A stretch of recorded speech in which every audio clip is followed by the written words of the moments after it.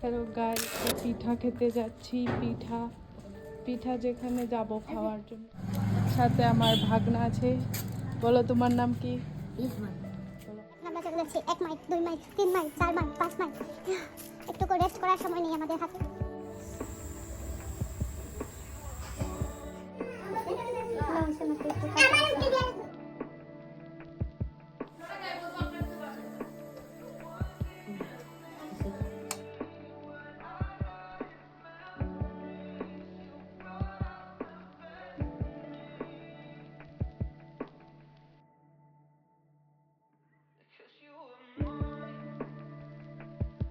রূপচাঁদা ভুনা করব।